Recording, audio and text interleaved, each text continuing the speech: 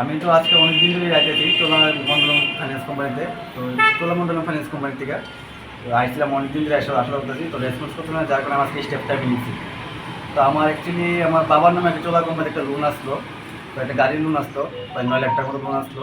তো আমি 2 বছর লোনটা চালাই রয়েছি। আমি বাবা মারা গেছে আজকে 8 মাস হয়ে যাবো। তো 8 মাস লোনটা শেষ হওয়ার পর আমি তারা আমার বাড়ি থেকে ইএমআই নিতে গেছিলো, ফার্নিস নিতে গেছিলো। এর আগে মাস অব্দি আমি ক্লিয়ার করে দিয়ে রেখেছিলাম। তারা বুঝতো যে তুমি এই মাসে ইএমআইটা পেন্ডিং, এটা দিয়ে দেবো।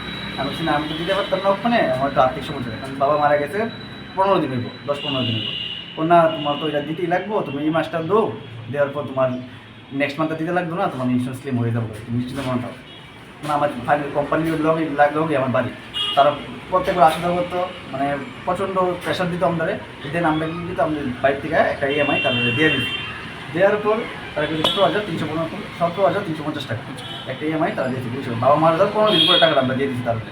দেন এরপরে তারা আমার লোক কোনো কন্ট্যাক্ট করছে না, আমি তার লোক কন্ট্যাক্ট করছি। ও বিষয়ের ভিত্তিতে তারা আশা করতাম, কথাবার্তা করতাম। তারা বলতে হয়ে যাবো আর 10-15 টাকা ওটা তার ইন্স্যুরেন্স ক্লেম হয়ে যাবো, ওটা তারা আমার টাকা দিব।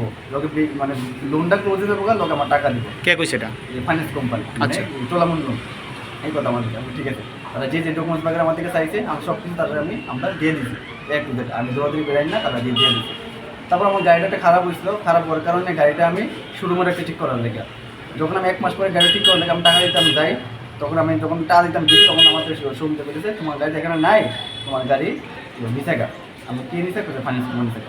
যেটা আমি ফাইন্যান্স কোম্পানিতে আইসি যোগাযোগ করছি, কখন তোমার গাড়ি বিক্রি হয়ে গেছে গা, আমি তো স্টেটমেন্ট আমার দেন বা আমার কি আপনাকে জানাইছেন কিছু কিছু। ওইটা তো আমাদের হাতে কিছু নাই, ডাইরেক্ট অফিস থেকে গুয়াহাটির থেকে আপনারা সিলেক্ট করে আমি ঠিক আছে আপনার স্টেটমেন্টটা দিই। তার আমার স্টেটমেন্ট দিতে চাইতেছে না, তো অনেক কষ্ট তার থেকে স্টেটমেন্টটা আমি টান নিয়েছি। নেওয়ার পর স্টেটমেন্টটা টান দিয়ে গিয়ে যেদিন তারা গাড়ি বিক্রি করছে এর 15 দিন আগে ইন্স্যুরেন্স কোম্পানি তাদের 7,08,000 টাকা পেমেন্ট করে দিয়ে দিচ্ছে। তারপরেও আমার কোনো নোটিশ দিচ্ছে না, কোনো কিছু দিচ্ছে না। তারা গাড়িটা নিয়ে আবার 3 লাখ টাকা তারা আবার গাড়িটা বিক্রি করছে। ধরো আমার 2 বছর আমি ইএমআই চালাইছিলাম 17,350 টাকা। তো ওখানে আমি আপনার টাকা এসে মানে একদমই আমি গরিব মানুষ, আমি এটা দিয়ে আমি চলাফেরা চালাই এসে আমি ভাত খাই। এটা গেলে আমি পুরো অসহায় হয়ে গেছি ওখানে আমি। আমি আপনি যে আবেদন পরিবার মন্ত্রীর কাছে যে আবেদন জিনিসটা দেয়, দেখে সেটা আমরা পুরো একটা ন্যায় বিচার একটা পাওয়াই।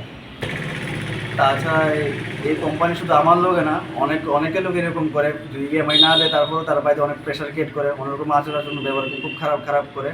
তা আমি এতটুকু যেটা আমার লোকে হয়েছে যাতে অন্য কেউ লোক না হয়, রাজ্য প্রশাসনের কাছে আমি দৃষ্টি আকর্ষণ করি আমার এই ন্যায় বিচারটা পাওয়া দেওয়ার লেগে। এতটুকু আমার